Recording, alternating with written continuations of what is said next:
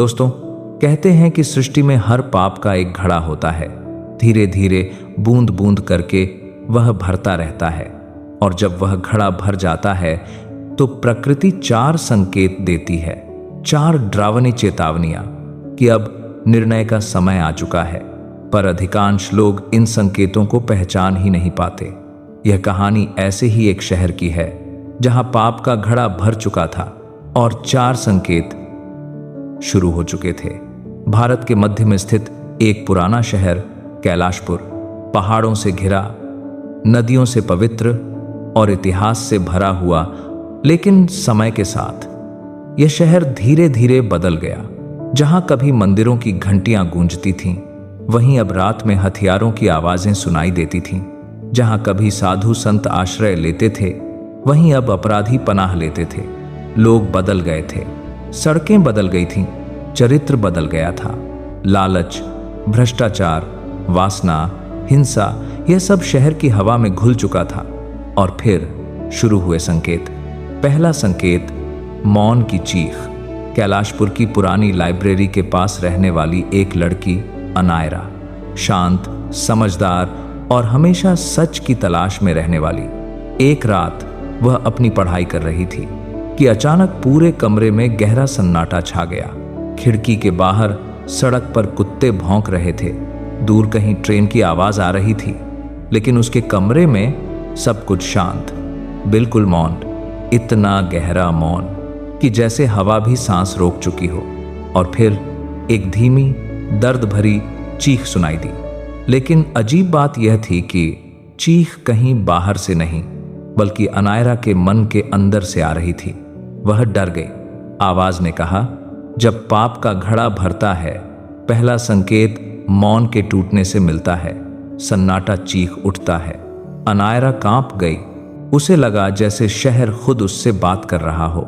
दूसरा संकेत, आकाश का अंधा होना। अगली शाम कैलाशपुर में एक अजीब घटना हुई। सूरज डूब चुका था, पर अचानक आसमान का एक बड़ा हिस्सा काला पड़ गया। पूरा अंधेरा, जैसे कोई विशाल साया शहर के ऊपर मंडरा रहा हो। यह न बादल था, न कोई मौसम की घटना। लोगों ने फोटो खींचे, वीडियो बनाए, लेकिन अंधेरा वैसे का वैसा। रात के आसमान में एक चमकदार तारा था जो अचानक लाल रंग में बदल गया। कहा जाता है, जब पाप अपनी सीमा पार करता है तो आकाश संकेत देता है। दूसरा संकेत शुरू हो चुका था। आकाश अंधा हो गया है, क्योंकि जमीन पर इंसानों ने अपनी आंखें बंद कर ली हैं। तीसरा संकेत, धड़कनों का बदलना। शहर के लोग अचानक महसूस करने लगे कि उनकी धड़कनें बदल रही हैं, कभी तेज, कभी धीमी, कभी बिना वजह घबराहट, कभी बिना वजह उदासी। डॉक्टरों ने जांच की, सब सामान्य, लेकिन लोग आधी रात को नींद से उठ जाते और महसूस करते कि कोई अदृश्य चीज उनके सीने को दबा रही है। माना जाता है, जब किसी नगर में पाप बढ़ता है तो शहर की आत्मा भारी हो जाती है और लोगों की धड़कनों को प्रभावित करने लगती है। तीसरा संकेत जोर पकड़ चुका था। चौथा संकेत, धरती की फुसफुसाहट। एक रात भारी बारिश हुई, सड़कें खाली थीं, हवा तेज थी।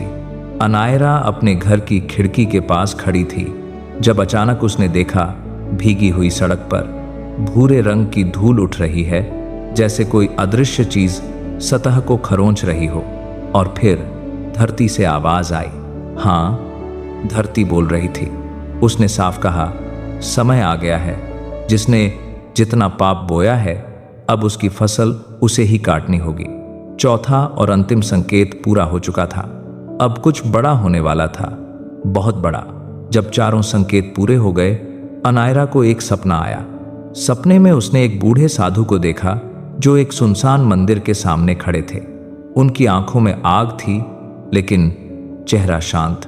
उन्होंने कहा, बेटी, कैलाशपुर पर संकट आने वाला है, लेकिन तुम चाबी हो। 4 संकेत सिर्फ चेतावनी है, अंतिम परिणाम अभी बाकी है। अनायरा घबरा गई। कैसा परिणाम? क्या होने वाला है? क्यों मैं? साधु ने मुस्कुराते हुए कहा, क्योंकि तुम ही वह हो जो शहर के पापों का असली कारण जानती हो। और जानती हो कि अंतिम सत्य कहाँ छिपा है। अनायरा हड़बड़ाकर उठ बैठी। दिल धड़क रहा था। सपने में जो साधु दिखे वह असल में कैलाशपुर के बाहर बने। एक प्राचीन मंदिर के अस्तित्वहीन महंत थे जो 20 साल पहले मर चुके थे, लेकिन वह सपने में आए। क्यों?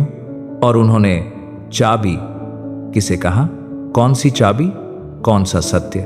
अगर आपको इसका पार्ट 2 चाहिए तो कमेंट बॉक्स में जरूर बताएं और पार्ट 2 के लिए चैनल जरूर सब्सक्राइब करें। धन्यवाद।